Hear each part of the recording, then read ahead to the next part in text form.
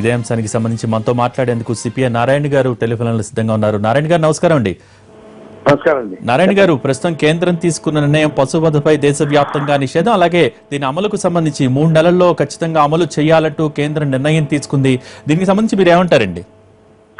ఇది ఈ భారతదేశంలో ఒక సెక్యులరిజం ఉండకూడదని, లౌకిక వ్యవస్థ ఉండకూడదని, మత సామరస్యం ఉండకూడదని, ఒక వర్గం ప్రజానీకాన్ని ఫిజికల్ గా ఎలిమినేట్ చేయడానికి ఉపయోగపడే ఆదేశం కాదు.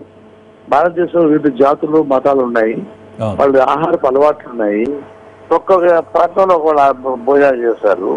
ఇప్పుడు బెంగాల్లో తమిళ బ్రాహ్మణ్స్ చేపలు తింటారు, కానీ ఇక్కడ తింటారు. ట్రైబల్స్ మాంసం తింటారు. భక్త కన్నప్ప చరిత్ర కానీ తెలుసుంటే వీళ్ళకి ఇట్లాంటి ఆర్డర్స్ వేరు. భక్త కన్నప్ప లాంటి వేద హిస్టరీ తెలుసుకుంటే మంచిది. వీళ్ళు ఒకవైపు భాగవత రామాయణాన్ని క్షుణ్ణంగా చదివితే మంచిది. ఆర్ఎస్ గ్యాంగ్ అవే లేకుండా కేవలం ఓట్లు లెక్క పెట్టుకొని మైనారిటీస్ భయప్రాంతం చేయడానికి ఉపయోగపడే పద్ధతుల్లో ఇట్లాంటి ఆర్డర్ చేయడం అంటే ఇది భారతదేశ రాజ్యాంగ మౌలిక సూత్రాలకి వ్యతిరేకం. సెక్యులరిజం ధ్వంసం చేస్తుంది, పార్లమెంటరీ ప్రజాస్వామ్యం ధ్వంసం చేస్తుంది. చివరికి ఆర్ఎస్ఎస్ నాగపూర్ విధానాలను అమలు చేయడానికి కావాల్సినటువంటి ఒక అర్థ ఫ్యాసిస్ట్ విధానాలను అమలు చేయడానికి ఆర్ఎస్ చేసేటువంటి కుట్రలో భాగంగానే ఈ ఆర్డినెన్స్ వచ్చింది. ఈ ఆర్డినెన్స్ అనేది వారుగా భస్మాసు రాష్ట్రంలాగా ఎన్డీఏ ప్రభుత్వానికి పరిణించింది ఆయన ప్రగాఢ నమ్మకం. అంటే నారాయణ గారు, ఇప్పుడు విహెచ్పి వాళ్ళు చెప్తున్నారు గ్రామీణ ఆర్థిక వ్యవస్థకు మూలాధారం పశువులు, అటువంటి పశువుల్ని వధించడం అనేది నిషేధించాలని ఎప్పటి నుంచో ఉన్న డిమాండ్, కాబట్టి ఇప్పుడు సరైన సమయంలో సరైన నిర్ణయం తీసుకున్నారని చెప్తూ ఉన్నారు. దానికి సంబంధించి మీరు ఏమంటారు? అంటే కేవలం రాజకీయాలు, ఓటు బ్యాంకు దీనికి దృష్టిలో పెట్టుకుని తీసుకున్న నిర్ణయం అని మీరు భావిస్తున్నారా? రైతులు ఇప్పుడు కానీ వాళ్ళకు పనికొచ్చేటువంటి ఆవులు కానీ పశువులు కానీ పొరపాటు కూడా చంపరు, పొరపాటు కూడా దాన్ని పోనీయదు. ఎప్పుడైతే అది వినియోగం లేకుండా పోతుందో, వినియోగం లేకుండా పోయినప్పుడు అలాంటి కమెంట్లకు పోతాయి తప్ప రైతులు అంటే తెలుసుకోవడం కాదు. రైతులు మరీ భక్తులు వాళ్ళు పెంచి పోషించే పశువులు చాలా అపరూపంగా చూసుకుంటారు. అవి చనిపోతే కూడా చాలా ప్రమాణంగా వాళ్ళు చాలా బాధపడి తీసుకెళ్లి దానం చేస్తూ ఉంటారు, సంస్కారం చేస్తుంటారు. రైతులు తక్కువ చేయడానికి వీల్లేదు. రైతుల పేరుతో దగా చేయడానికి ఉపయోగపడే సాధ్యం తప్పకుండా కాదు. నిజంగా పశువులు పాలిచ్చే పశువులు కానీ, వ్యవసాయం చేసే పశువులు కానీ వాటి జోలికి ఎవరు పోరు. అట్లా కాకుండా దానికి వినియోగం లేని వాటికి పోతున్నారు తప్పింది కాదు. పైపెచ్చు ఇప్పుడు మనం కోళ్ళు తింటున్నాం, ఇంకో మేకలు తింటున్నాం, ఇంకో జంతువులు తింటున్నాం. ఇవన్నీ జీవరాశులే. జీవరాశులకి ఒకే పాలసీ పెడతారా పోనీ చెప్పండి? మొత్తం జీవరాశి కానీ ఒకే పాలసీ పెడతారా? జీవరాశి మాత్రం పెట్టరు.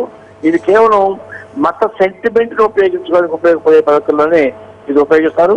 మత సెంటిమెంట్ ద్వారా 180 మంది ఓట్లని వాళ్ళు రాబట్టుకోవడానికి ఓటు బ్యాంకు కోసం చేసేటువంటి కుట్ర నాటకాలు తప్ప ఇంకోటి కానే కాదు. పశువుల మీద ప్రేమ లేదు. గుజరాత్ లో ఈ పశువుల మాంసాన్ని ఎక్స్పోర్ట్ చేసేటువంటి కోర్టుస్ అందరూ కూడా బీజేపీ వాళ్ళే, సెంటర్స్ అన్ని కూడా. కాబట్టి ఇవన్నీ కపట నాటకాలతో కూడినటువంటి తప్ప కాదు. Thank you Narayana.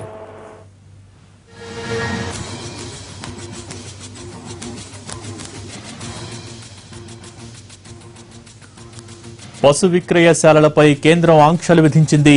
కబేళాల కోసం జరిపే పశు విక్రయాలపై కేంద్రం నిషేధం విధించింది. ఆవులు సహా ఎద్దులు, బర్రెలు, ఒంటెలు, దూడల విక్రయాలపై ఈ నిషేధం వర్తిస్తుంది.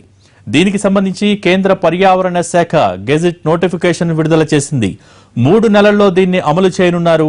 పశువులను అమ్మే వ్యక్తులు, కొనే వ్యక్తులు కేవలం వ్యవసాయ పనుల కోసమే అమ్ముతున్నట్టు, కొంటున్నట్టు లిఖితపూర్వకంగా రాసివ్వాల్సి ఉంటుంది. ఈ హామీ పత్రాన్ని పశువుల మార్కెట్ కమిటీ ఆమోదించాల్సి ఉంటుంది.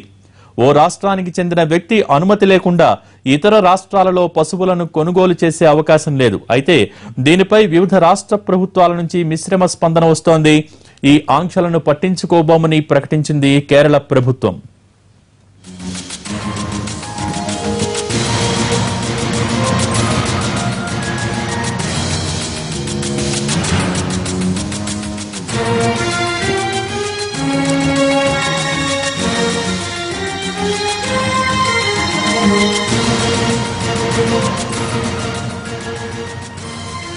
విశాఖ శారదాపీఠం స్వరూపానందేంద్ర సరస్వతి టెలిఫోన్లలో సిద్ధంగా ఉన్నారు. స్వరూపానందేంద్ర గారు నమస్కారం అండి. స్వామి స్వామి, ప్రస్తుతం గోవధపై దేశవ్యాప్తంగా నిషేధం, అంటే పశువధపై దేశవ్యాప్తంగా నిషేధం విధించింది కేంద్రం. 3 నెలల్లో పూర్తి స్థాయిలో అమలు చేస్తామని చెప్తుంది. కానీ మరోపక్క దీనికి సంబంధించి మిశ్రమ స్పందన వ్యక్తమవుతోంది. కొన్ని రాష్ట్ర ప్రభుత్వాలు కూడా ఇటువంటి ఆంక్షల్ని మేము పట్టించుకోమని చెప్పే సందర్భం కూడా ప్రస్తుతం నెలకొంది. మీరేమంటారు స్వామి? ఇది ఒక అద్భుతమైన నిర్ణయం. దీనికోసమే బీజేపీ ప్రభుత్వం రావాలని ఆ రోజు సాధువులు, సంతులు, మహనీయులు, ముఖ్యంగా విశాఖ శ్రీ శారదాపీఠం కూడా ఎంతో కృషి చేసింది. ఎప్పుడు ఈ యొక్క పాలు ఇచ్చి గోవులు తల్లి కంటే ఎక్కువగా మరణించే వరకు మనిషికి పోషక పదార్థాలు ఇచ్చే గోవుని అక్కడ చంపడం, కబేళాలకు పంపించడం, ఇదంతా చాలా దారుణం. అలాంటి వాటికి ఈ రోజు బీజేపీ ప్రభుత్వం ఒక అద్భుతమైన నిర్ణయం తీసుకొని హిందూ జాతికే కాదు, సమాజంలో ప్రస్తుతం చదువుకొని విజ్ఞానవంతులైన ప్రతి మానవుడికి ఒక మంచి అద్భుతమైన ఇది కోరిక నెరవేర్చింది. ఇది చాలా హర్షించదగ్గ విషయం. విశాఖ శ్రీ శారదాపీఠం చాలా ఆనందిస్తుంది. ఓకే, ధన్యవాదాలు.